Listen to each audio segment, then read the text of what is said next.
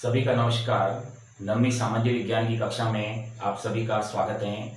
आज की ऑनलाइन कक्षा में हम पेट्रोग्राद में फरवरी क्रांति 1917 इसके बारे में अध्ययन करेंगे।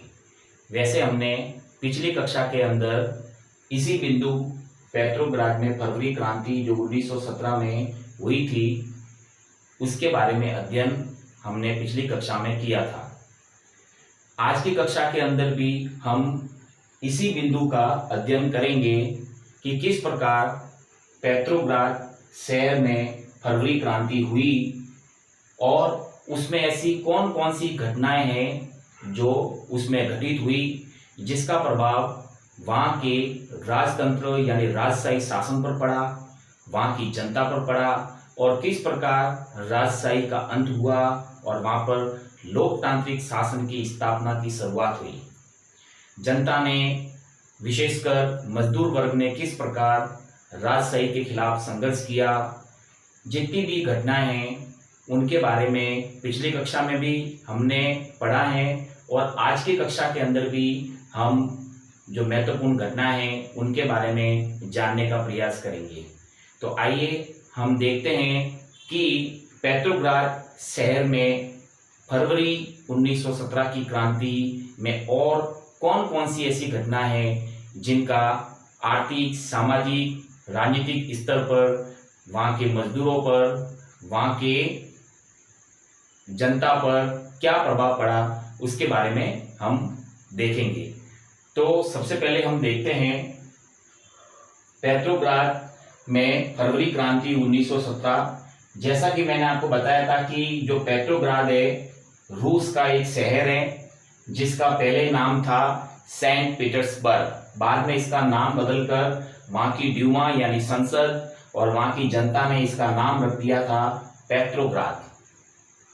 ठीक है, इसी पेट्रोग्राद शहर के अंदर फरवरी 1917 की क्रांति हुई जिसमें आज का हमारा पहला बिंदु है कि रविवार 25 फरवरी का दिन था। जो दिन था वो रविवार था और 25 फरवरी का समय था।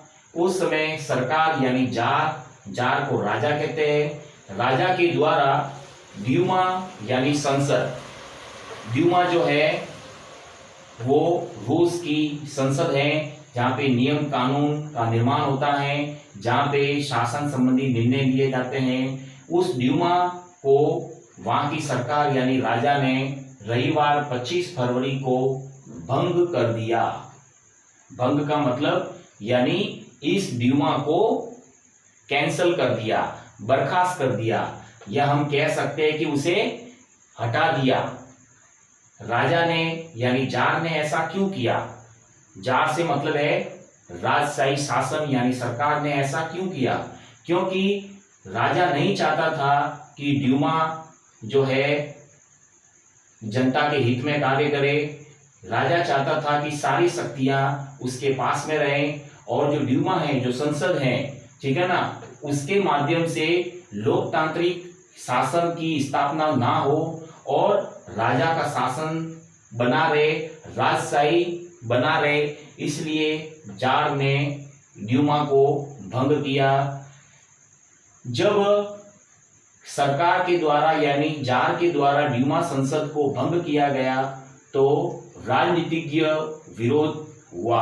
राजनीतिज्ञ विरोध से मतलब है कि जो जनता के नेता थे, राजनीति के जो विद्वान थे, उन सभी लोगों ने राजा के द्वारा ड्यूमा को भंग करने के फैसले का विरोध किया और विरोध के माध्यम से ये बताया कि सरकार यानी राजा के द्वारा जो ड्यूमा को भंग किया गया है वो गलत है, ये लोकतंत्र की हत्या है, इसलिए राजा ने ये गलत किया है। और जब राजनीतिज्ञों ने अपने अपने विचार राजा के निर्णय के विरुद्ध जनता के सामने रखे तो जनता के अंदर भी विरोध की भावना पनपने लगी। इसके बाद हमारा जो दूसरा बिंदु है वह है 27 फरवरी। दिन था 27 फरवरी का प्रदर्शनकारी। यहाँ पे प्रदर्शनकारी से मतलब है कि मजदूर वर्ग, जो अपने अधिकारों की लड़ाई के लिए, अपने लोकतांत्रिक अधिकारों की लड़ाई के लिए लगातार राजशाही यानी राजा के शासन का, राजा की सरकार का विरोध कर रहे थे। और वो प्रदर्शनकारी जो थे वो मजदूर वर्ग थे, इसमें किसान भी शामिल थे और अन्य लोग भी थे। तो 27 फरवरी को प्रदर्शनकारियों ने पुलिस मुख्यालय यानी जो पुलिस हेडक्वार्टर था, जो पुलिस का मेन ऑफिस था, उस पुलिस मुख्यालय पर प्रदर्शनकारियों ने, मजदूरों ने हमला बोल दिया और हमला बोलकर जो पुलिस मुख्यालय था उसको तहस नहस कर दिया, उसे नष्ट कर दिया। ऐसा प्रदर्शनकारियों ने क्यों किया 27 फरवरी के दिन? क्योंकि प्रदर्शनकारी जो हैं वो जान गए थे कि राजा जो है उसने ड्यूमा को भंग कर दिया है, संसद को भंग कर दिया है और अपने शासन को स्थापित रखना चाहता है। वह जनता के हित में कार्य करना नहीं चाहता, वह राजतंत्र की स्थापना पूरी तरह से करना चाहता है, सारी शक्ति अपने हाथ में लेना चाहता है। वह जनता के चुने हुए जो प्रतिनिधि हैं, जो जनता ने अपने प्रतिनिधि चुनकर जो ड्यूमा है संसद में भेजे थे, उस संसद को राजा नहीं चाहता है कि वह जनता के लिए कार्य करे, जनता को अधिकार दे। इसलिए राजा जनता को अधिकार देना नहीं चाहता था, राजा मजदूरों के हित में कार्य करना नहीं चाहता था। राजा अपने शासन को मजबूत बनाने के लिए, अपने अधिकारों को सुरक्षित रखने के लिए उसने ड्यूमा को भंग किया, जिसके कारण से मजदूर वर्ग और जो जनता थी उन्होंने 27 फरवरी के दिन पुलिस मुख्यालय पर हमला किया। ये जो प्रदर्शनकारी थे, इनका पुलिस मुख्यालय पर हमला करने का एक कारण और था, और वो कारण था कि हमने पिछली कक्षा में पढ़ा था कि जो फैक्ट्रियों के जो मालिक थे वो मजदूरों के हित में निर्णय नहीं लेते थे। हमने पिछली कक्षा में पढ़ा था कि एक फैक्ट्री के मालिक ने उस फैक्ट्री पर तालाबंदी कर दी, यानी ताला लगा दिया, उस फैक्ट्री को बंद कर दिया। उस फैक्ट्री के समर्थन में कम से कम 50 फैक्ट्रियों के मजदूरों ने हड़ताल कर दी और उस मालिक के विरुद्ध और वहां की राजा की सरकार के विरुद्ध उन्होंने आंदोलन किया और महिलाओं ने आंदोलन का समर्थन किया और इस प्रकार वो आंदोलन धीरे धीरे फैलता गया। और ये सारे के सारे आंदोलनकारी नेवा नदी के बाएं तट पर, जहां पे राजा का महल था, विंटर पैलेस, जहां पे ड्यूमा संसद थी, जहां पे सरकारी इमारतें थी, रिहायशी इलाके थे, वहां पर वो सारे प्रदर्शनकारी आए, सारे मजदूर वर्ग आए और उन्होंने आंदोलन किया और राजा ने सेना बुलाई, घुड़सवार सैनिक बुलाई। ये सारी चीजें हमने पढ़ी थी। तो ये भी एक बहुत बड़ा कारण है जिसके कारण से ये प्रदर्शनकारी मजदूर, इन्होंने नेवा नदी के बाएं तट पर पुलिस मुख्यालय पर हमला बोला और उसे तहस नहस कर दिया। तो दो कारण थे, राजशाही शासन का अंत और मजदूर वर्ग का अपने अधिकारों के लिए लड़ना, संवैधानिक अधिकारों को प्राप्त करने के लिए राजा के शासन का और फैक्ट्री मालिकों के निर्णय का विरोध करना, जिसके कारण से प्रदर्शनकारियों ने पुलिस मुख्यालय पर हमला बोला और उस पुलिस मुख्यालय को नष्ट कर दिया। तो इस प्रकार फरवरी 1917 की क्रांति जो है वो धीरे धीरे बढ़ती जा रही थी। अगला हमारा जो बिंदु है रोटी, तनख्वाह, तनख्वाह से मतलब है सैलरी, ठीक है, और काम के घंटों में कमी। ये 3 मांगे थी और इन 3 मांगों की पूर्ति वहां के मजदूर वर्ग चाहते थे। रूस के अंदर नेवा नदी के दाएं तट पर जो जनता बस्ती थी, जहां पे मजदूर रहते थे, जहां पे कारखाने थे, वहां के मजदूर चाहते थे कि उन्हें दोनों समय पर्याप्त मात्रा में रोटी प्राप्त हो, यानी भोजन प्राप्त हो। जो काम करते हैं उसकी उन्हें समय पर तनख्वाह प्राप्त हो, सैलरी प्राप्त हो, और जितना वो काम करते हैं वो काम के घंटों में कमी होनी चाहिए, यानी निश्चित समय होना चाहिए, ठीक है ना, उससे ज्यादा उन्हें काम ना करना पड़े, यानी काम करने के घंटों में कमी होनी चाहिए। लेकिन फैक्ट्री मालिक मजदूरों को बहुत ज्यादा काम करवाते थे और मजदूरी भी कम देते थे, इसलिए इसका विरोध होता था।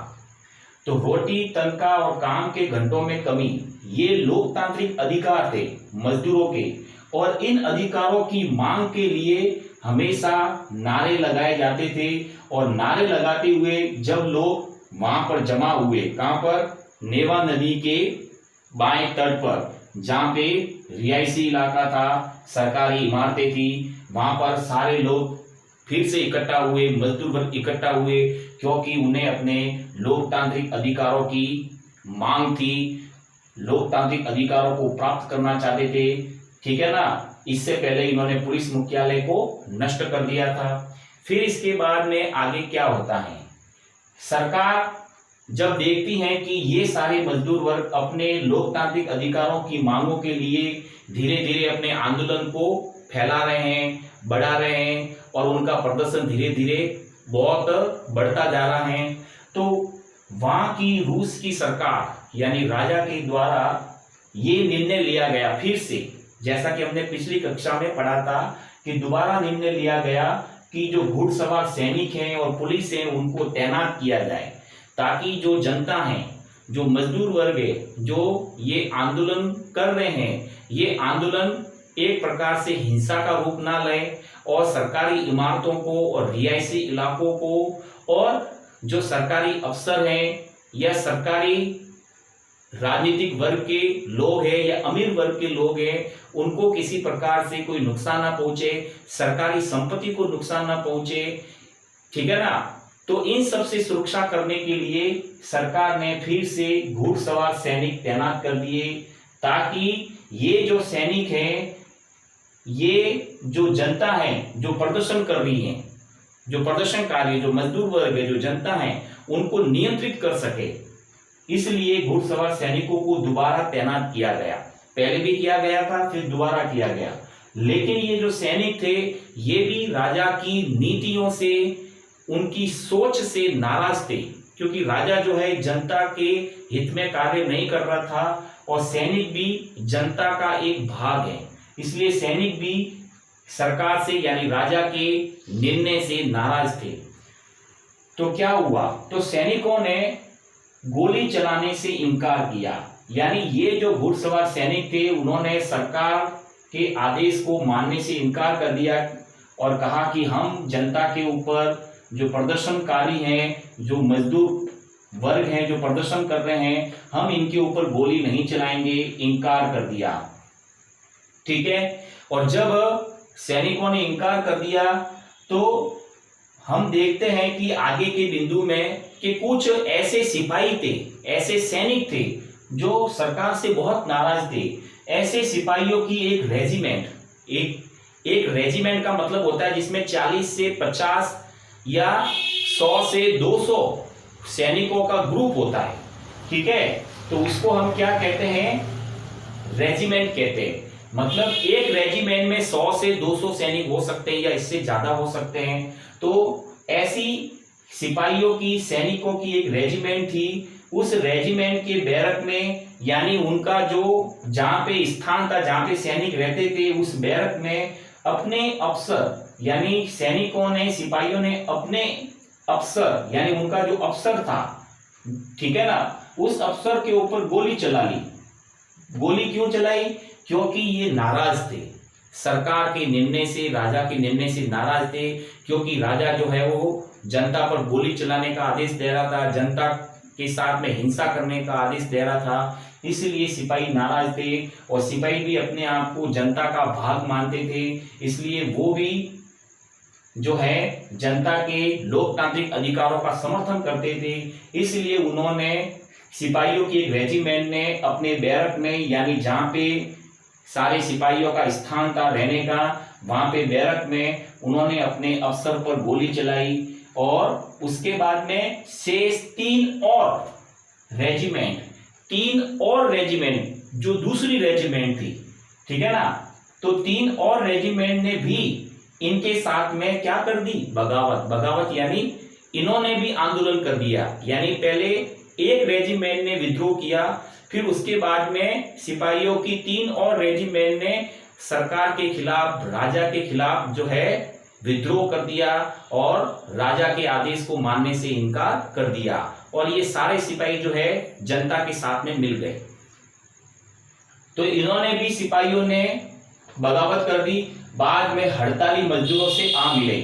कहने का मतलब है कि ये जो सारे के सारे सिपाही है, जो इनकी रेजिमेंट है, ये रेजिमेंट जो है ये हड़ताली मजदूर यानी जो मजदूर हड़ताल कर रहे थे उनके साथ में आकर मिल गए और वो भी उनके साथ में हड़ताल करने लगे, लोकतांत्रिक अधिकारों की मांग सरकार से करने लगे। अब सरकार यानी राजा के लिए बहुत बड़ी समस्या पैदा होगी। उनके सैनिक भी मजदूरों के साथ में, जनता के साथ में हड़ताल करने लग गए थे और राजा के लिए अब शासन चलाना बहुत मुश्किल हो गया था। अब देखते हैं कि इसके बाद में क्या होता है। अगला बिंदु कहता है कि उसी शाम यानी जब सिपाहियों की रेजिमेंट ने बगावत कर दी तो उसी शाम को यानी उस दिन शाम को सिपाही व मजदूर सोवियत या परिषद, सोवियत से मैं यहां पे आपको बता देता हूं कि सोवियत का मतलब है रूस का स्थानीय स्वशासी समूह, या हम कह सकते हैं कि रूस के अंदर जो स्थानीय लोग थे, जो वहां के, हम कह सकते हैं कि जो रूस का शहर था पेट्रोग्राद शहर, उस पेट्रोग्राद शहर के जो लोग थे उन लोगों के द्वारा बनाया हुआ संगठन, उस संगठन को हम कहते हैं सोवियत या परिषद। ठीक है, तो इस सोवियत या परिषद का गठन हेतु यानी गठन का मतलब है निर्माण हेतु, तो मैंने आपको बता दिया सोवियत या परिषद का मतलब है कि रूस के स्थानीय लोगों के द्वारा बनाया हुआ संगठन, उसका निर्माण करना। ठीक है, तो शाम को सिपाही और मजदूर दोनों ने सोवियत या परिषद का गठन यानी कि निर्माण करने के लिए ड्यूमा इमारत जहां पे संसद की जो बिल्डिंग थी, या हम कह सकते हैं कि ड्यूमा की जो बिल्डिंग थी, इमारत थी, जहां पे नियम कानून का निर्णय लिया जाता था, शासन को चलाने संबंधी और जनता से संबंधित निर्णय लिए जाते थे, जिसको राजा ने ड्यूमा को भंग कर दिया था। उस ड्यूमा की इमारत में, उस बिल्डिंग में सिपाही और मजदूर जो है आंदोलन करते हुए शाम को वहां पर जमा हुए, वहां पे इकट्ठा हो गए। क्यों इकट्ठा हुए? सोवियत का गठन करने के लिए, परिषद का गठन करने के लिए। हम इसको सोवियत भी कह सकते हैं, परिषद भी कह सकते हैं, यानी रूस के स्थानीय लोगों का संगठन बनाने के लिए, लोकतांत्रिक संगठन बनाने के लिए ड्यूमा की इमारत में सारे सिपाही व मजदूर जमा हो गए। जमा होने के बाद यहीं से पेट्रोग्राद सोवियत का जन्म हुआ। प्रश्न आता है पेट्रोग्राद सोवियत का जन्म कैसे हुआ? तो ये इसका पूरा आंसर है कि सिपाही व मजदूर जब सोवियत या परिषद का निर्माण करने के लिए या गठन करने के लिए ड्यूमा की इमारत में जमा हुए या इकट्ठा हुए, तो वहीं से पेट्रोग्राद सोवियत का जन्म हुआ। यानी जो पेट्रोग्राद शहर है वहां पर सोवियत संस्था का निर्माण हुआ या रूस के स्थानीय लोगों के संगठन का निर्माण हुआ, जो एक लोकतांत्रिक शासन की स्थापना की शुरुआत थी। इसके बाद हम आगे देखते हैं कि अगले दिन एक प्रतिनिधि मंडल, अगले दिन यानी उसके दूसरे दिन एक प्रतिनिधि मंडल, ये प्रतिनिधि मंडल कौन है? ये प्रतिनिधि मंडल जो है यह सिपाही व मजदूर जो थे उनके द्वारा जो सोवियत संस्था या परिषद का निर्माण हुआ था, उस सोवियत संस्था के अंदर से कुछ लोगों का एक मंडल बनाया गया था, एक कमेटी बनाई गई थी। सोवियत संस्था के अंदर से कुछ लोगों ने यानी नेताओं ने मिलकर, जो जनता के नेता थे उन्होंने मिलकर एक कमेटी बनाई थी जिसको कहते हैं जनता के प्रतिनिधि। और उन जनता के प्रतिनिधियों का यह प्रतिनिधि मंडल था, एक कमेटी थी जो राजा यानी जार से मिलने गया। और किस लिए मिलने गया? जनता के लोकतांत्रिक अधिकारों की मांग के लिए और लोकतांत्रिक शासन की स्थापना के लिए राजा से मिलने गया। राजा का जो सैनिक कमांडर था या हम कह सकते हैं जो सेनापति था, उसने राजा को सलाह दी कि अपनी गद्दी छोड़ दो। ठीक है, सैनिक कमांडर ने राजा को ऐसी सलाह क्यों दी? इसलिए दी क्योंकि सैनिक कमांडर ने राजा से कहा कि अब जनता जो है आपके खिलाफ हो गई है, राजशाही शासन को समाप्त करना चाहती है, राजा के शासन को स्वीकार नहीं करती हैं, लोकतांत्रिक शासन की स्थापना करना चाहती हैं, लोकतांत्रिक अधिकारों को प्राप्त करना चाहती हैं। इसलिए अब आपको अपने राज्य की गद्दी को छोड़ देना चाहिए, नहीं तो जनता हिंसा कर सकती है, आपको नुकसान पहुंचा सकती है। ठीक है, तो राजा ने क्या किया?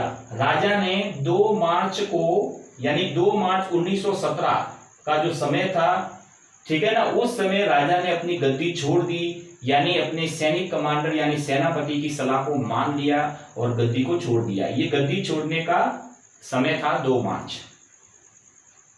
उसके बाद में क्या हुआ? जब राजा ने गद्दी छोड़ दी तो सोवियत और ड्यूमा यानी संसद, और सोवियत यानी वहां के रूस के पेट्रोग्राद शहर के लोगों के, स्थानीय लोगों का समूह या संगठन जो है, सोवियत और ड्यूमा ने अंतरिम सरकार से मतलब है कि अस्थायी तौर पर वहां पे प्रधानमंत्री, राष्ट्रपति, इस प्रकार से वहां के मंत्री, जनता के मंत्री, ऐसे करके एक सरकार का निर्माण किया, लोकतांत्रिक सरकार का निर्माण किया, लेकिन अस्थायी तौर पे। ठीक है ना, तो इसको कहते हैं अंतरिम सरकार, यानी मंत्रियों का, जो जनता के मंत्री थे उनका मतलब है ना, वहां कहने का मतलब ये है कि जो सोवियत संस्था थी, जो जनता का संगठन था, उसने, और जो संसद थी, ड्यूमा थी, उसके नेताओं ने मिलकर एक अंतरिम सरकार बनाई। अंतरिम सरकार का मतलब है कि ऐसी सरकार जो एक प्रकार से अस्थायी सरकार है, जो कुछ समय के लिए सरकार के शासन को चलाएगी और उसके बाद में जब चुनाव होंगे तब एक मजबूत सरकार का चुनाव किया जाएगा। इस प्रकार से शासन को चलाने के लिए अस्थायी तौर पर अंतरिम सरकार का निर्माण सोवियत व ड्यूमा ने किया। तो हम देखते हैं कि किस प्रकार से राजा ने गद्दी छोड़ी और जनता के शासन की स्थापना हुई अंतरिम सरकार के रूप में। यानी अंतरिम सरकार में कौन कौन मंत्री होंगे, कौन प्रधानमंत्री होगा, ये सारा निर्णय जनता की जो संस्था थी सोवियत और ड्यूमा, उसने किया। अगला बिंदु कहता है कि सोवियत और ड्यूमा के नेताओं ने यह तय किया, सोवियत और ड्यूमा यानी संसद के जो नेता थे यानी जनता के नेता, उन्होंने तय किया, उन्होंने निर्णय लिया कि रूस के भविष्य का निर्णय, यानी रूस जो है उसका भविष्य आने वाला कैसा होगा, रूस में किस प्रकार का शासन होगा, जनता को कौन से लोकतांत्रिक अधिकार दिए जाएंगे, किस प्रकार का लोकतांत्रिक शासन होगा। तो रूस के इस भविष्य का निर्णय करने का जो अधिकार है वो संविधान सभा का होगा। संविधान सभा यानी संविधान का मतलब हमारे भारत देश में भी संविधान है, और संविधान के अंदर देश के शासन को चलाने के लिए सारे नियम कानून होते हैं, और उन नियम कानूनों के आधार पर देश का शासन चलाया जाता है, और उन सारे नियम कानूनों को हम मानते हैं, और उस संविधान के अंदर सारे नियम कानूनों का उल्लेख होता है। तो ये निर्णय लिया गया कि रूस का जो संविधान होगा उस संविधान के अनुसार देश का शासन चलेगा, और जो संविधान होगा उस संविधान सभा के द्वारा रूस के आने वाले भविष्य का निर्णय किया जाएगा। तो संविधान सभा और संविधान सभा के लोगों को ये एक प्रकार से जिम्मेदारी सौंपी गई। इसके बाद अगला बिंदु कहता है कि सरकार निर्माण हेतु, यानी जो सरकार थी, अब तो रूस में अंतरिम सरकार की स्थापना हो गई थी, यानी एक लोकतांत्रिक सरकार की शुरुआत हो गई थी। तो सरकार के निर्माण हेतु ये निर्णय लिया गया कि अंतरिम सरकार के बाद में एक स्थायी सरकार होगी, तो उसके लिए चुनाव करवाना पड़ेगा। तो चुनाव के लिए क्या तरीका होगा? तो ये निर्णय लिया गया कि वयस्क मताधिकार यानी हमारे देश के अंदर वर्तमान में जब चुनाव होते हैं तो हमारे देश में भी चुनाव वयस्क मताधिकार के आधार पर होते हैं। यानी हमारे देश में कौन सा नागरिक जो है वयस्क कहलाएगा, तो जिसकी उम्र हम मानते हैं कि 18 वर्ष है, जिसकी उम्र 18 वर्ष या उससे अधिक है, तो वो हमारे देश में वयस्क नागरिक कहलाता है और उसे मतदान करने का, वोट देने का अधिकार होता है, अपने पसंद की सरकार चुनने का अधिकार होता है।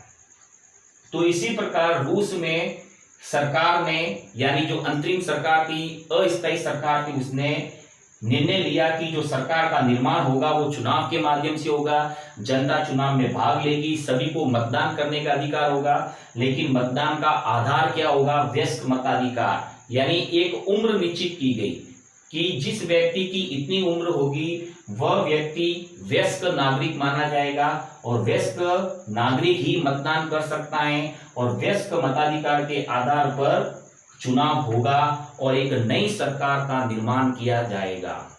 इस प्रकार रूस के अंदर जो ये पेट्रोग्राद फरवरी 1917 की क्रांति थी, इस क्रांति का झंडा जो है वो वहां के मजदूरों के हाथ में था और मजदूरों ने इस झंडे को हाथ में लेकर वहां के राजशाही शासन को उखाड़ फेंका, राजा के शासन को समाप्त कर दिया और एक लोकतांत्रिक शासन की स्थापना की और अपने लोकतांत्रिक अधिकारों को प्राप्त करने के लिए एक मार्ग तैयार किया। और इस प्रकार जो हमारी पेट्रोग्राद फरवरी 1917 की क्रांति है उसमें ये सारी घटनाएं एक के बाद एक जो है वो घटित होती गई। तो ये थी हमारी रूस की पेट्रोग्राद फरवरी 1917 की क्रांति। इसके आगे के बिंदु का अध्ययन हम अगली कक्षा में करेंगे। धन्यवाद।